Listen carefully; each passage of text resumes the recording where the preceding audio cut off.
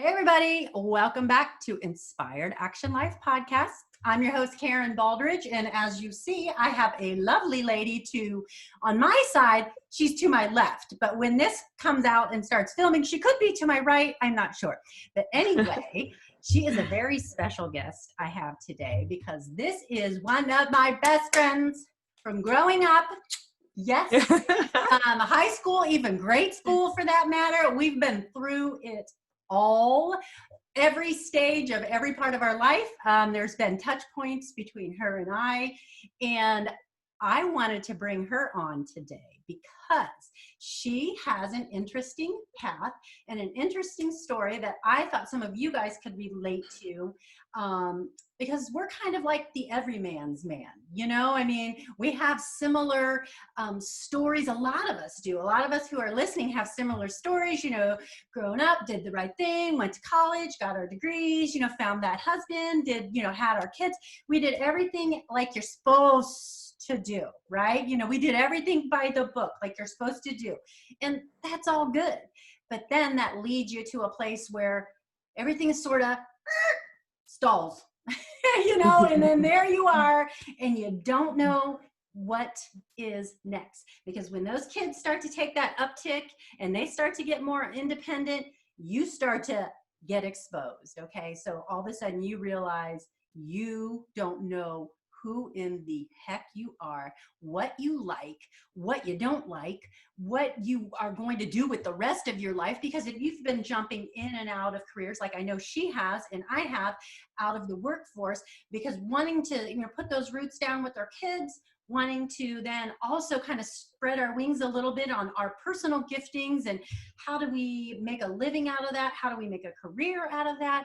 These are all really big gray areas for many of us. So our stories are very relatable, but I'm bringing her on because we have an interesting convergence of what we have settled into, like the path we have settled into for our next stage of career, and more than likely the final stage of our career, because this is what we both feel called to do, exactly what we're doing. So without further ado, I want to introduce you to my number one from day one. This is Anita Leidli, and she lives in Boulder. And Boulder's the mecca of all of the spirituality movement and lots of stuff going on, lots of open-minded next level thinking opportunities to find yourself again and to find empowerment again. And I love how she has an open-minded approach to all of these things. So I'm going to pick her brain today. We're starting out, like I said, on this new path, and I'm going to pick her brain a little bit on a few things that she's into that I don't know a lot about. So I'm just going to see what she has to say about it. And so one of them is meditation. And the other one is what she calls CRT, which is Cellular Release Therapy. Have any of you heard of that? I don't know if any of you Midwesterners have heard of it, but I bet you Westwesterners have heard of it or anything like that. So Possibly. So we're going to find a little bit about that. But before we get to that, I'm just going to have Anita tell us a little bit about her path and how she eventually sort of veered into this lane that she's in now. So hi, Anita. Hey, Karen. Hi, it's like, I feel like I'm just, reacquainting myself with you. And, like you said, we've had a lifelong journey together, and, it might even be multiple lives for all we know. Yep. But definitely we'll touch on that. Yeah, definitely a path that I love how we've kind of like just intertwined together, kind of, fallen apart a little bit, but come back together. Yep. But I am so excited about the journey I'm taking now, and really just kind of and being reacquainted with my true essence at age 52-ish, and so happy about my journey. And it took lifetimes for me to get to this point, and it's going to take probably lifetimes to even unfold to even something even more beautiful lotus flower. But right now I'm on an amazing journey and love where I'm going. And it did take me some trial and error to get here. And it also took me a lot of illness to get here. And illness meaning I ended up getting kind of sick, and just really didn't know why I was getting sick. But Yeah. with that said, I realized it was an accumulation of traumas or life events or fears or beliefs that I ended up having about myself and my life. And I had to figure it out. I had to figure it out for myself. And basically I'm here now because I've decided I want to be my true hero. I want to be a hero to myself and take empowerment and healing on, on my own level and make it my own journey. And with hopes, helping other people to help them become empowered in their healing journey as well. I love that. I mean, that isn't that the ultimate stop for all of us is like, but here's the catch. Not everybody knows that that is something we need to strive for, which then lends itself to all the reasons that we feel unsettled and unhappy and undervalued and sometimes invisible. And all of those other feelings that a lot of women specifically, but even men too, can get to this point in their life. You know how some people will call it the midlife crisis. For men, that's probably more it acts out in other ways. For us, it's this feeling of lost. Like I am lost. And what am I even good at? Because what do I even like? Because as you know, we like what our kids were into. We like what they like. So whatever they were into, that's what we were into. We were like chameleons. Again, perfect. It's great. But that should have been part of the story. You're right. And also, you know, you and I both, I was a stay-at-home mom. I still kind of am a stay-at-home mom. And like you said, I took on what my children took on, but they also played an important role in who I am today and shaped who I am today. And because of them, I am so grateful that I'm on this journey. But I was lost as a mom. I thought we both grew up in a religion where it was, I don't want to blame religion on it, but we grew up in a time where it was okay for the women to stay at home, to raise children, to take on the responsibility of, you know, being the primary caregiver.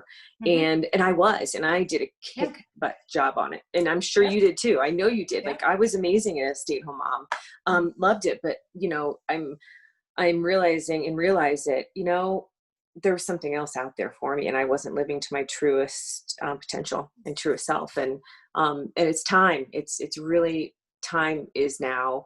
And I'm really happy to be a part of it.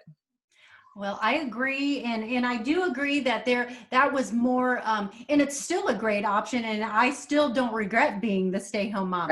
You know what my misstep was? And I wonder if you agree with this, is that we could have been more to ourselves while we were being stay-home mom. You know, you have to be attentive. You have to give. If you're going to commit to be a stay-home mom, then, you know, you really need to be present because you're home for a reason. So you need to be there and pour, you know, all of your essence into it, which I did, which I know you did. I loved it. You know what? I felt called to it. I'm sorry, but I did. And I'm not going to apologize for that. I'm very unapologetic about the fact that I was a stay-home mom. I was called to it. Plain and simple. However, the bigger picture is that there's some parts that I lost of myself along the way in absorbing myself into the calling of being mom, because then that becomes synonymous with giving everything to them and being the martyr and being the victim and blah, blah, blah. That's where and we also suppress so many things as a mom. We suppress our feelings, we suppress what we truly are. And by just burying it, you know, we lose our identity. And, 100%. You know, and you know what, guess what? We're still moms, but now, you know, we have the ability to be ourselves as well. So, and, you know, be accountable to who we are. And it's been amazing. And, you know, I would encourage all moms, you know, whether you have a newborn or, a toddler, teenager, whatever, you can still become and aspire to doing whatever you want to do and be who you want to be. You just have to know and read your inner guide and your inner self to know where your path lies. Yes, be aware of it. You know what? It's just the fact that you have that option to bring awareness to tapping into that side of you and growing it. Because other than that, it's like the seed that doesn't get watered. It just kind of stays under the dirt. It's still there, It's just Yeah. not growing because it's covered up. We covered it up with, oh, well, I should stay home because they need me tonight, or I should give up this because they need me tonight. So you're constantly like, I always think of like that poem, Shel Silverstein, The Giving Tree. Oh, well, let me give you my leaves to cover you. Oh, well, let me give you my branches so that you can cut it down and stay warm.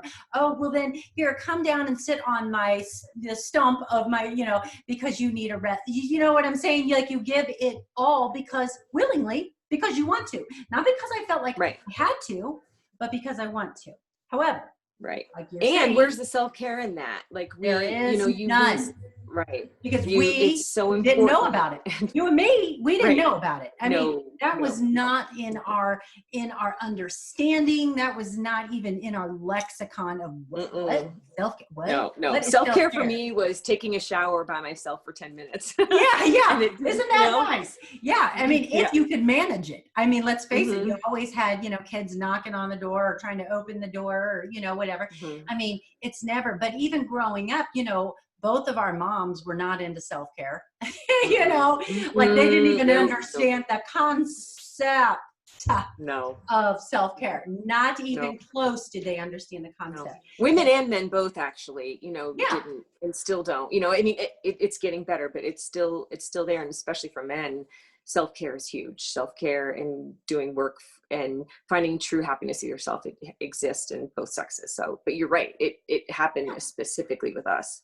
Well, yeah, definitely. And, you know, and just, you know, whatever, finding hobbies and stuff, that just really wasn't a thing, I guess is what I'm saying. That just really wasn't a thing. Right. And so that is probably how you and I both came to the path where all of a sudden, like, wait a minute, something's not right. You know, like, what is it? Like, oh my God, I'm missing something. There is something, I don't even know what I'm missing, but I feel sad and hollowed out, and I don't even know why. My life is good by everyone else's standards. Like, you know, people look at, what's wrong? You got everything, you know, blah, blah, blah. That's fine. Yeah, you can think that, but it's what's going on in the soul that really made the difference. So tell me what was the awakening for you? Because I've got my awakening story. What was it? Was it the illness, or was there something that even was before the illness that you started to go, I think, well, it definitely has been an accumulation over the years, but I think what made me wake up and what made illness, I succumbed to illness, and I think what it was is after the birth of my fourth child. And so I have a big gap between my third and fourth kids, you know. He was 9 at the time, and then I had a newborn, and we weren't planning on having any more children, but our little surprise, you know, popped into our lives, and he's amazing. But it was right after his birth that I hit a wall.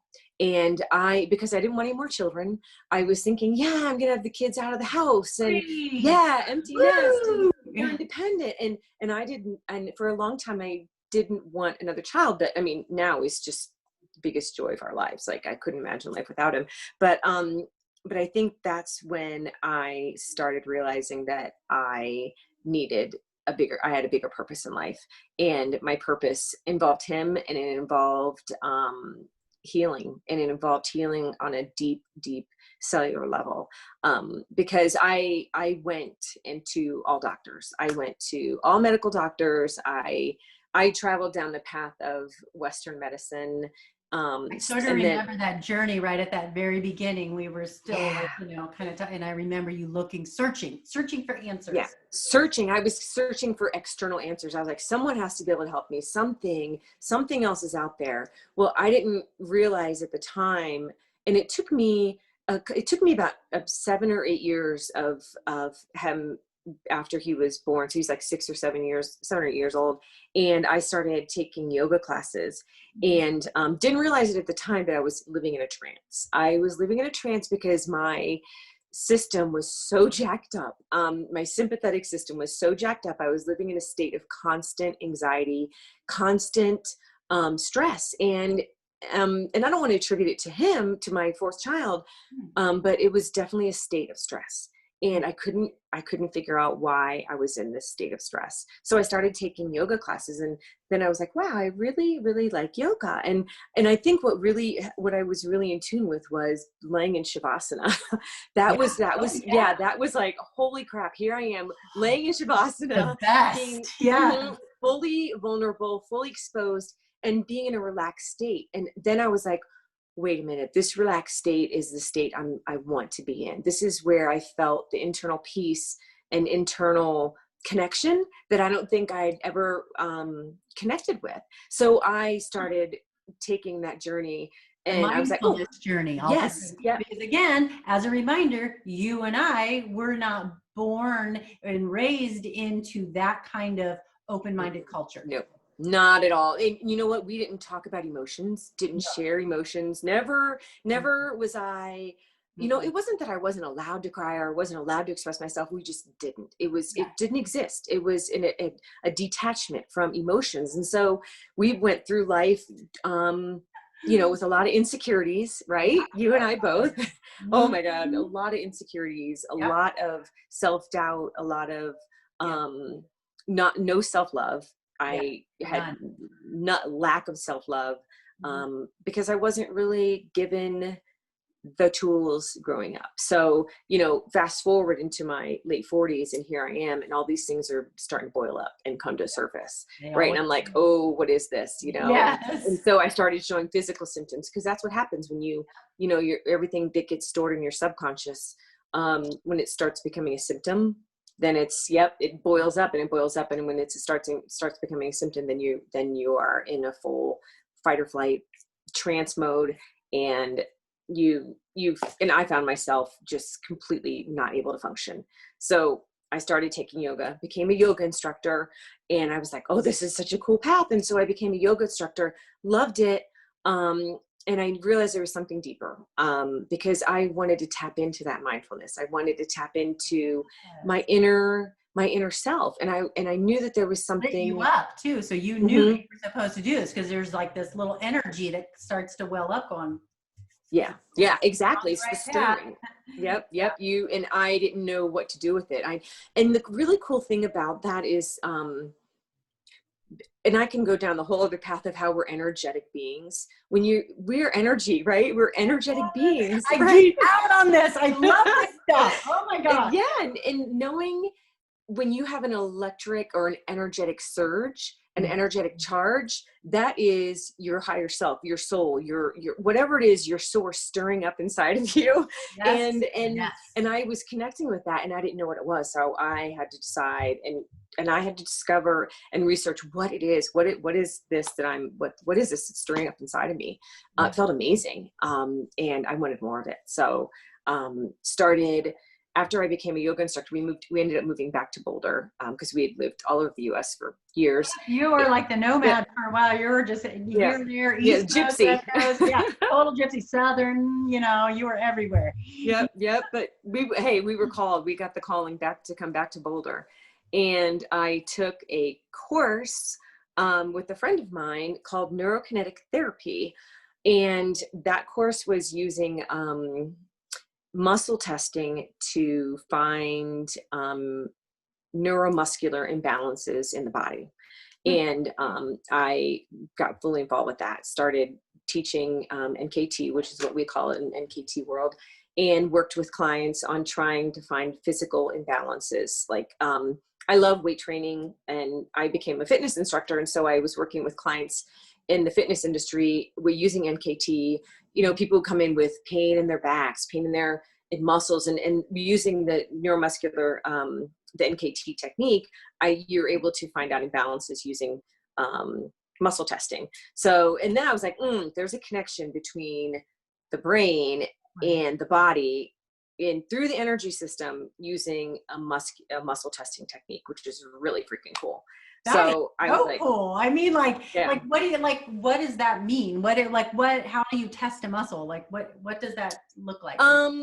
In broad strokes, what's the process? In broad terms, you use a muscle as an indicator and you compare it with another muscle, or compare it with many muscles to find out where the source of the pain is, and it's a neural pathway between your brain and your musculoskeletal system, basically. Okay. And you find out that it's any, that it can be an emotional connection, a neuromuscular connection, a pain connection. It's all related. So it's not just using muscles, it's also finding the connection where it lies in your brain.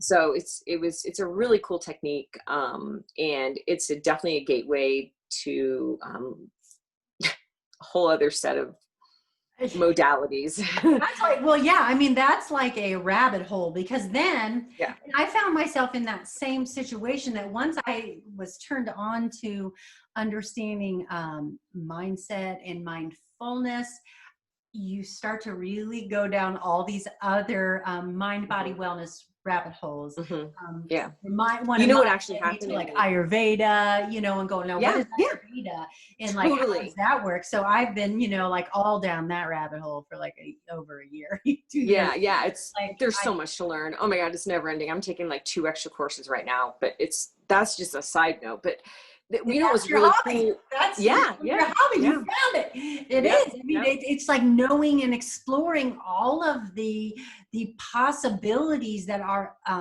available to us for to tap into those, like you said, energy, or these unseen forces, I guess, or energy sources. I mean, because I don't want to say unseen forces, because I'm not trying to like conjure up anything like, right. I'm not talking about conjuring. It's what's in line with our truest self, like what's, creating an alignment, basically. It's balancing an alignment in our life. That's what it is. Yes, right. And that is. And so I choose to look at it more from that way, as a force for good, and as a force for peace, and as a force for just living in abundance for while we're here on this earth. Amen. And so it's just, finding out everything there is to find out. So now for you, this is an interesting path, because you were an OTA, weren't you? Occupational therapist? Yep. And so that's kind of, see, again, my podcast, I usually call it Success Leaves Clues. Okay. When I interview people, it's Success Leaves Clues. So like under that umbrella, that is one of the clues, because you were already drawn to the physicality of the body and how loving it, fix certain things. And that's probably why you jumped in the first place.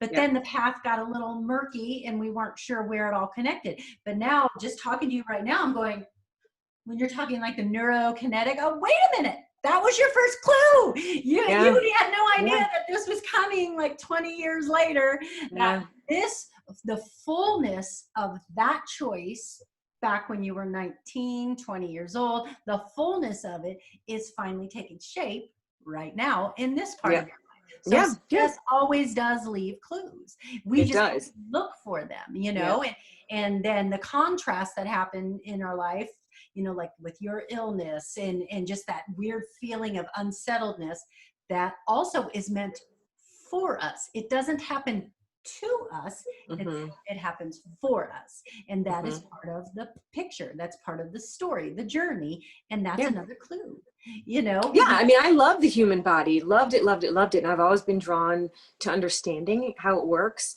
from a physical perspective. I was, in occupational therapy, I was drawn to understanding the body and understanding how it worked, but didn't realize at the time that there was actually a connection between the mind and the body.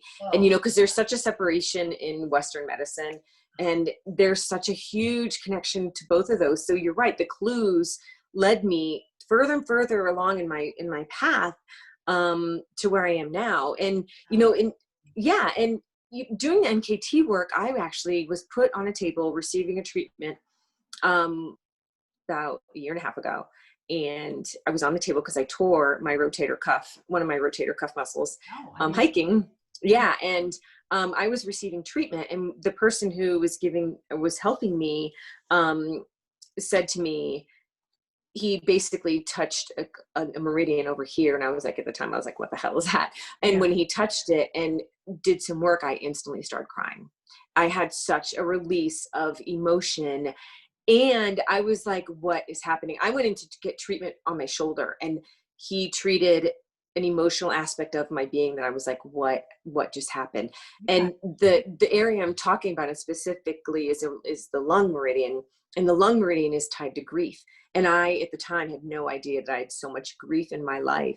And so he suggested to me that I do deeper work, and that's what led me into the cellular release therapy work, to do emotional trauma work. And so all these things are just tying and, stair stepping like up. the breadcrumbs. And that's why everyone's story that I talk to will start to piece together their entirety of their life and how they arrived. And so it all starts to come together and make sense.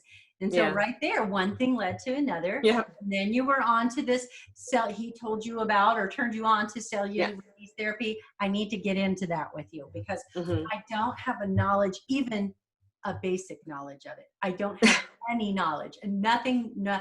So if you could, at least on the most basic terms that you can put it, and then whatever you can add onto it, let's do it.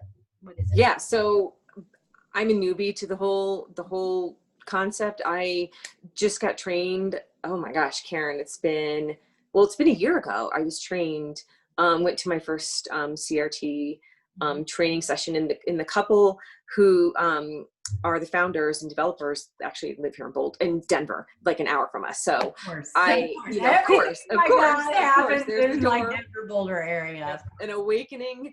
And so I took the course with my friend, and got trained, and basically cellular release therapy is a form of hypnotherapy where a client, me, whoever is worked with, is put under hypnosis, into a trance, and can access in a trance the subconscious, and with the subconscious coming, kind of rising up, and the conscious mind takes a rest. So it's a form of deep meditation, but it's hypnotherapy. So the person is put into a trance. And the subconscious is basically come up to the surface, and then the conversation between the hypnotherapist and the client can work through the subconscious mind in healing all kinds of traumas, fears, beliefs, patterns, grief. I mean, anything that would come, bubble up, and then it's released through a set of instructions and set of suggestions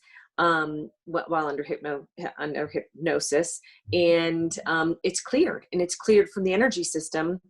And what's brought back in as it's cleared and released is light and love. And so in that space where the fear or the belief or whatever was held, it's now released, and light and love can come in and take over. And then there's a shift, and a healing path and a healing process takes place, and it works. It is by far probably the most transformative type of work that has ever occurred to me, for me, with me, and I'm passionate about it. So that's my passion right now, is working with people who have traumas, and it can be anything: traumas, addictions, past life traumas.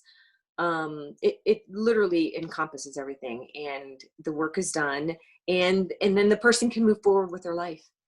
So how is it done? Does it require a laying on of hands, or what is the mechanism? How does this happen? Good question. So the work, because I said before that we're energetic beings, the work can be done and is done energetically. So I love to work with people face to face, but this work doesn't have to be done face to face. You can do it via Zoom, via phone call. I basically have to see the person's face or the person's hand, because that is how the work is done. So it can be done via Zoom, and the person is in a very relaxed state, lying down wherever they're comfortable, and that is we crazy. Talk through suggestions. Yeah. And it's really cool. And, a lot of people say, well, I don't think I can go under hypnosis. I'm too heady, or, I can't meditate. Well, I tell people that if you can close your eyes and try it, Karen, close your eyes and imagine yourself in your living room. Imagine yourself being surrounded by your furniture, the space. What do you see? I see everything that you told me to see. My son is ready. Yeah. See, I just do whatever you say. See, that's part of my problem. I have the people pleaser. Yes. Okay. Whatever you say, I'll do it. Yep. I got it. Yeah. Well, No, I mean, I see the space that I'm familiar with. I feel how I feel when I sit in there and whether or not I like it, which is a big deal for why you should like. Yes, your space. You should like it. Yeah. I mean, you should feel energetically aligned with what's in your space. I mean, Absolutely. Oh my God, we could just talk and for hours. that's another rabbit hole. We could go off on that whole. Yeah. Yeah. And there can be even clearings. We call them clearings. There can be clearings done around even the space you live in. If you don't feel safe in it, can you clear that so you can feel safe in it? But basically I asked you to do that little technique because if people say, oh, I don't think I could do it. If you can just close your eyes and imagine, then you can actually be put into a trance and under hypnosis. It's using your imagination, but using it. You don't want to have people use their imagination when you're doing the work with them, but you want to be able to tell them, hey, if you can imagine something, then you can. So it's like a trial run so you can understand how it works and how your brain can receive. Yeah. And how do you pull them back out of the hypnosis then? Like after the work's done, after we work on whatever needs to be cleared, then I would count them back up. And make sure that their conscious mind has access to the material that they contacted through the subconscious. And if they're allowing their selves to be in contact with it, then we slowly come back up out of the trance. And and then, what's really cool is this work can be done without medication. It can be done in the comforts of your own home. It can be done. Yeah. It can be done anywhere where you feel where you're safe and you have comfort. And, it's beautiful work.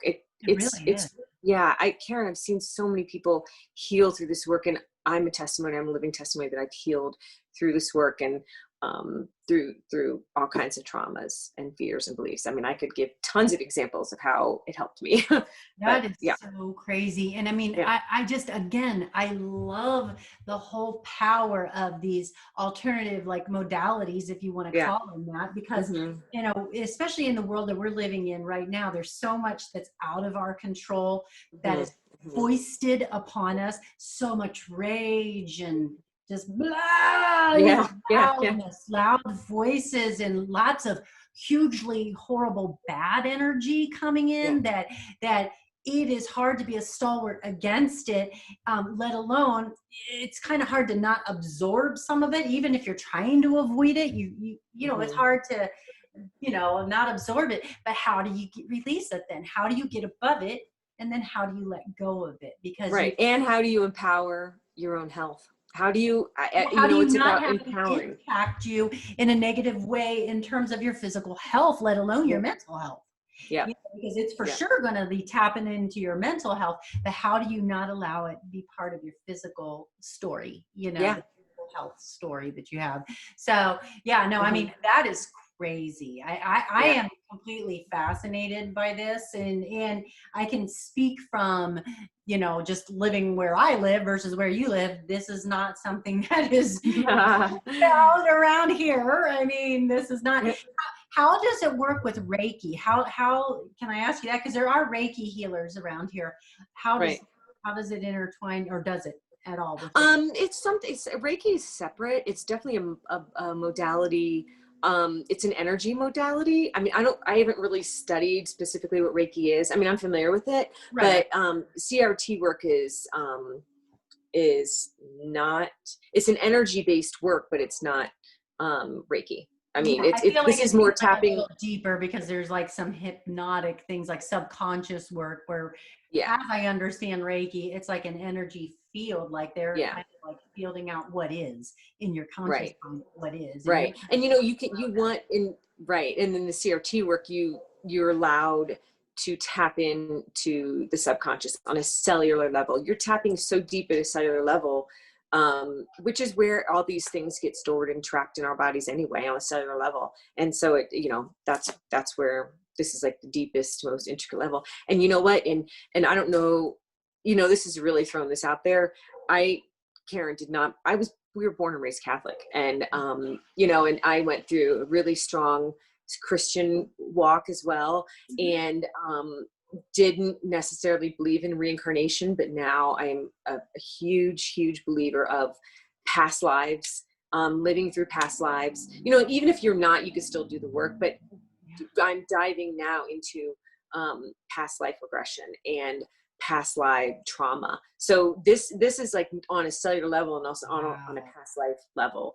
So which in, releasing and clearing things from past lives can allow you to move forward in this life. In these sessions too? Like, yeah. Really? Yeah. Like, yeah, definitely.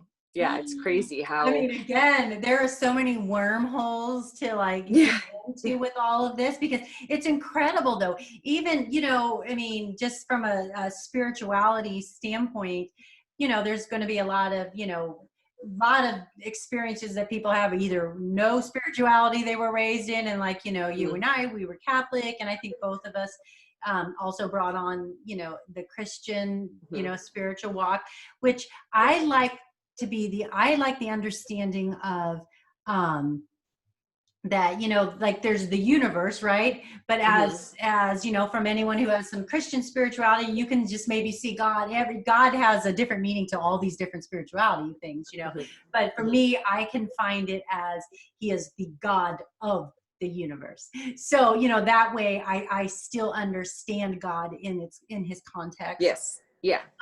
But you're right that it doesn't lend itself to past lives, talk, and Yeah.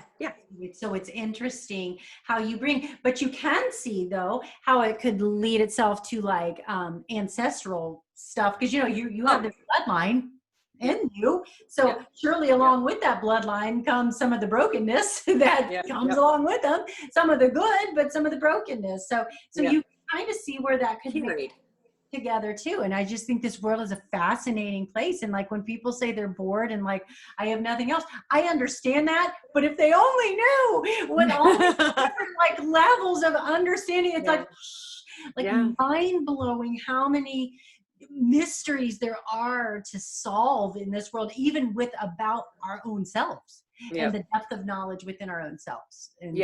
And and if we set ourselves up for limiting beliefs and putting the wall up, then you're not gonna grow, and you're not gonna see what the opportunities or what lies ahead, or oh my God, everything that's just so unfolding.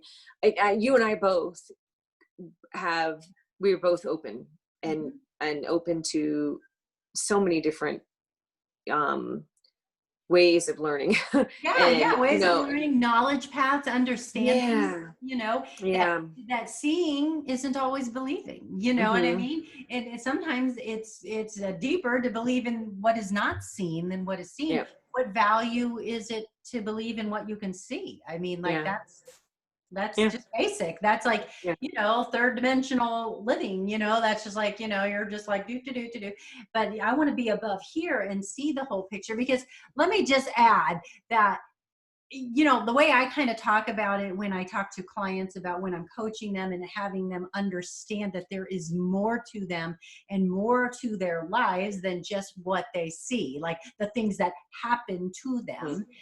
One I feel like the greatest word pictures that you can come up with is that, can you imagine, like we, back when the pyramids were built, can you imagine how did these people build these incredible structures with nothing, no tools, like handmade tools, none of the machinery, cranes and all this other mechanical stuff, yet they built these incredible, doesn't even make sense, hardly even in today's engineering understanding, let alone back then when it was like primeval, it was primitive, and they still somehow built these pyramids. Now, how do you think that happened?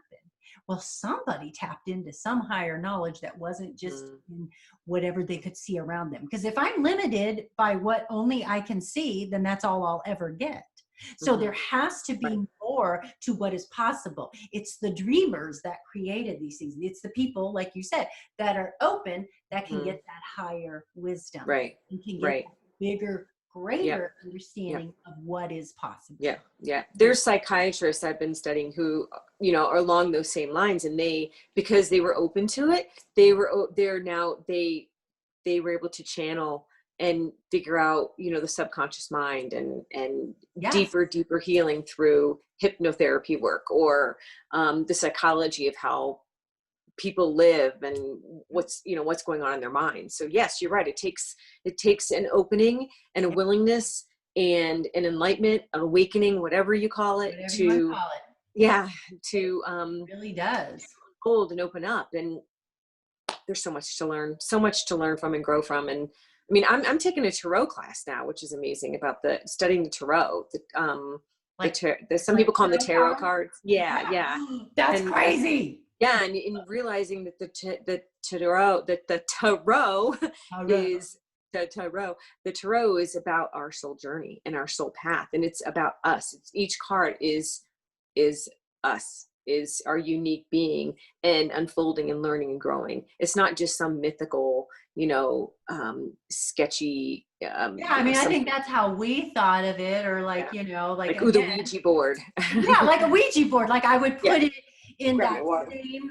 Yeah, I would put it not knowing where, back then, like I would have put it in the same vein as like an Ouija board, but this is more of a higher evolved understanding. It sounds like it has nothing to do with, like, again, conjuring things as much as understanding things. Yes, Karen, that's exactly it. If we're open to understanding the process, understanding and growing, there's so much that can be learned and unfolded and carried through generations. Yeah, now that I believe, even the Bible speaks of generational curses, for that matter. And so that's a real situation. The things that you carry have probably been carried along, even like, they say like alcoholism and things like that. I mean, I feel like that's like a spirit that comes on people, or, their propensity towards drug addictions or other addictions. That is something you carried from, your predecessors. Yeah, so, and that's something that can be healed, by the way. And it's something that you can eliminate. So now tell me, do you do this? And before I let you go, can you do this are you doing this as a business where somebody could find you to get this kind of healing work, since it only takes like Zoom? So what if somebody that lives near me would want to find you? Can you work with them over Zoom? Absolutely. I can work with any person, and it's a universal technique, so it can be worked with through Zoom, and I could be contacted. I have an email, I have a blog, and can be contacted that way. And well, then let's do it. First of all, I'm putting you on the spot, asking for your email or your blog, and then I'll put it in the show notes just in case, I get her all on the spot and we get this all mixed up. I'll put it in the show notes for those of you who are younger. But go ahead and tell us, what is your email and what is your blog and what kind of stuff do you talk about on your blog? So my email is Anita@Leidli.com. It's my last name, Leidli.com. And my blog, which I created a little over a year ago, and post my journey, post techniques I use, modalities I'm learning, things that I just feel encompass the whole self, mind, body, spirit, religion. I mean, everything. I kind of am learning to incorporate it all. And it's Anita Gets Bolder, BOUDEL.com. That's a good name. Yeah. So I was like, it's time. It's time I come into my truth. You got to put it out there, so because somebody needs to hear it, and that's something that I've learned as well. As you're like, oh, well, who am I to do this? But there's just somebody out there that might surprise you, that just needs to hear your message in just the way that you say it. There's going to be something about you that they're going to want to hear it from. And so there's just always something specific about the person delivering the message.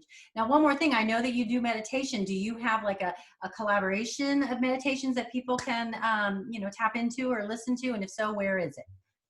So I started producing online meditations during COVID because, I've been meditating for a couple of years now, and it's been such a great journey, great practice. So, but I started creating online through SoundCloud, and it's also through AnitaGetsBolder.com, and created it. My first one was for healthcare providers, because my daughter is a nurse, and was just struck really hard by this whole COVID thing. And I thought, and just going back and forth with our conversation, she was mentioning to me the burnout and the stress that the nurses have. So I was like, oh, I'm just going to create a meditation for healthcare providers in general.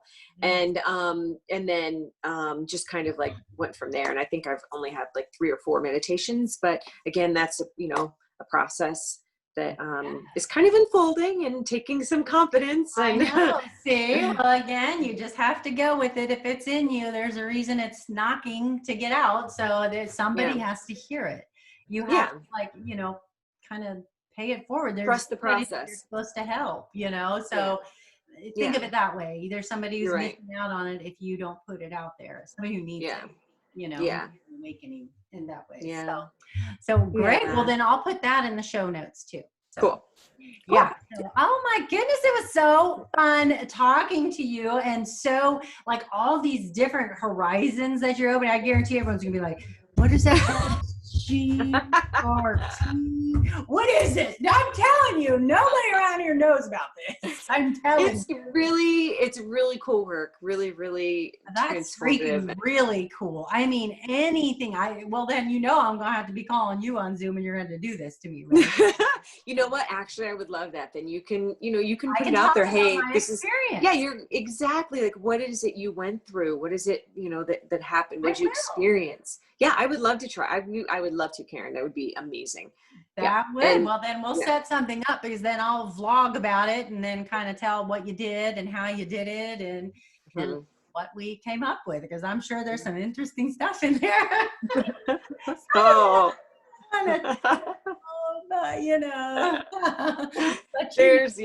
It's lifetimes of built up. I have no responsibility over what happened before I was born. Like, I take no responsibility. So just so you know.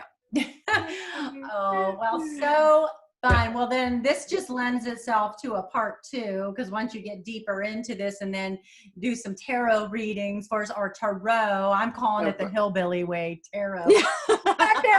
Tarot cards, It's whatever you want to say. It just resonates with me saying that way. Okay. You know what? Whatever, it doesn't matter how you say it. It's just recognizing that it's there.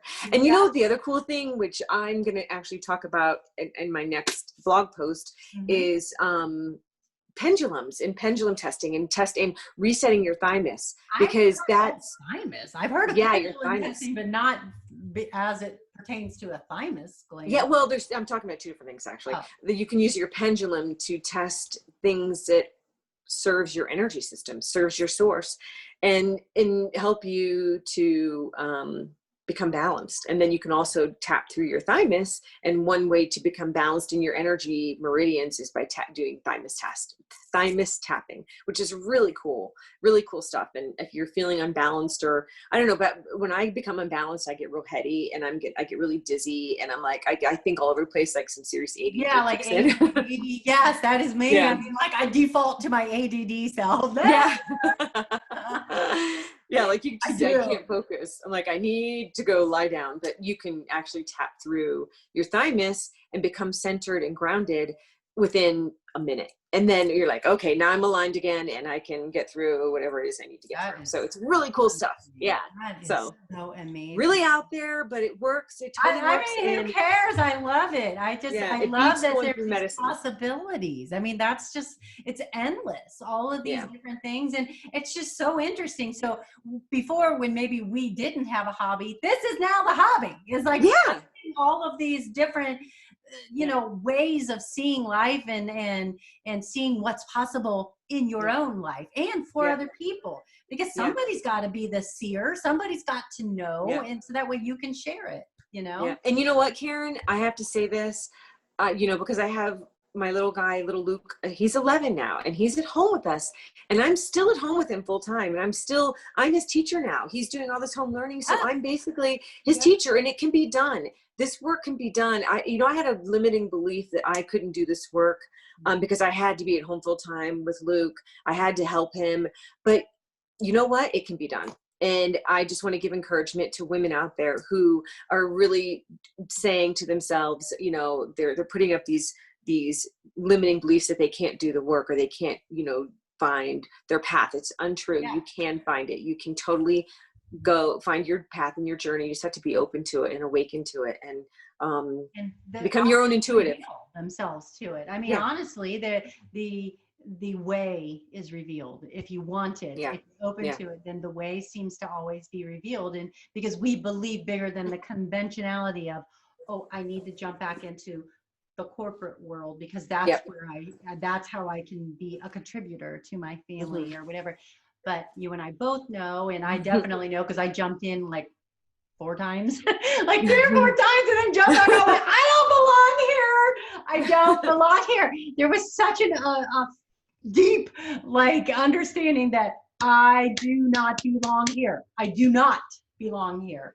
And part of it was probably my own limiting beliefs, like I am not as good as all these other people who have been doing it consistently. So part of it was my own thing. What you're offering is your own unique, it's going to be your own unique tribe and your own unique self. And, you know, we're all different, but we're all here to offer something so special and so unique. And you have it. You obviously, you know, you are here offering amazing gifts, and we all can. Yeah, we all can. I mean, you know, sometimes it's outside of the box and it's not cookie cutter and it's not always conventional, but go with whatever that is, because there's a reason it was in you. I will say that sometimes to end this is like, I never had it in me to want to be like a lacrosse player or a soccer player or anything, because I wasn't born to do that. So therefore I would never have that. It's not your journey. Towards it. It wasn't, I can't connect with that journey, but I have always had the, you know, belief or the yearning to do kind of what I do now, where I speak to people so that's why I chose public relations as my major. That was how this was going to work. So there's my breadcrumb, right? So there you go. Wow. Knowing myself enough to know that I like to communicate with people and to, you know, explain things or to tell a story or whatever it is. So that was my breadcrumb. But it turns out it really, had I not found mindfulness, I would still be trying to pursue that and wondering why it's not working out for me. Right. You know, I would still be like running into the wall and going back again, running into the wall again, and just keep going back. And then you're like, why isn't this working out for me? I don't understand. Well, I think I know now. I'm a little dense. It took me a little while, but I got it. So now I understand. And so you young moms out there, you know, try to think out of the box a little bit. Not every answer is conventional. Some it is, like your husband, my husband, conventional corporate jobs suit them. They were called to them. They both are successful in their lane. They are high achievers in their lane because they found their dharma. They found what they are supposed to be doing. And they found that earlier than you and I did. We just had to go on a little bit more of a journey. And so and that's okay, because that's where our journey was supposed to lead us to. And you know, and you know, you plant a seed, like you said earlier. If you plant a seed, if it doesn't grow, then you sow the garden again, and then you plant another seed. And if that grows, then that's where your path is. And if it grows into something more beautiful and more unfolding, then that's where your journey is. And if it doesn't, then you plow again. And you know, and that's, it's okay. It's okay. You have to be vulnerable. You have to be willing to fail at some things, because you have to be willing to fail. I mean, I had to do it several times. Oh my God. Yeah. To do it several times in order to realize I'm going in the wrong path, because I was only I mean, not fail as in doing bad, but failing as in I'm not happy. That's not your dharma. Struggle. It's not my dharma, and it doesn't come easy to me like it does to my coworkers. You know, it comes easy. There's a flow. I didn't have the flow. So, but now I do, because it's very easy work. What I do is very easy. It's very, it's part of me. It's natural. Same with you, because you love it. So moms out there, you know, you just listen to what this is telling you. Honestly, there is some great, deep, ancient wisdom that is down here that you're just not paying attention to because it's not conventional. Yep. And Yep. so, or sometimes it's not conventional. Sometimes it is. Maybe you want to be a baker because you're really good and you just haven't done it because, I shouldn't be doing that because it's not a for sure. Well, maybe, you know, the great wisdom is telling you, move on. You're right. You don't, sometimes you, like you said, sometimes you don't, you're on the path and you're not awakened to it. And, you know, you have to be willing to see where your path is and accept it. Yeah. And yes, you're a baker, then you're a baker. That's awesome. For me, I'm still a stay-at-home mom, but you know, that's my path. Too. I mean, you know, with the staying home, you know, I still am running around crazy like I had, you know, chicken with my head cut off, running, you know, Veronica everywhere. And then, you know, Brock just leaving. So, but I'm still going back and forth to get him at school, you know, so I still play the mom role. And you and I both would agree, I wouldn't have changed anything about that. I loved it. I was in my dharma back then. I was in my dharma. Yeah. But I should have been seeding these other things along the way, but I didn't. But here I am. So but it's okay because you had to work through some insecurities at the time too. Oh, so 100%. Good Lord. Yeah. Work in progress. So anyway, so moms out here, I hope you gained something from this, and I hope you know, understand that there's more than meets the eye to you and to your life and to your purpose in this life. I mean, there's always more than meets the eye. You need to know and understand. Let's start doing some digging and let's find out what else is there. So, all right, my friend. Well, I'm going to let you go and just know that you're coming on for a version 2, part 2. Once we find out, I'm ready. Through this. That's right. Yes. You can be our advisor. You're our alternative spiritual advisor here on my podcast, and we'll just kind of bring you in to enlighten us on what else is out there. So you're playing that role, and we'll bring you in and pick your brain. Love it. Love it. I love it. I love it too. It's so fun. Oh, it was a breath. We could talk forever, but I'll let you go. So thank you so much, my friend. And love you. We'll meet again. Okay. And I'll put all your information. Anyone who needs to find Anita, I'll put it on the show notes. Okay. Thanks. Bye, friend.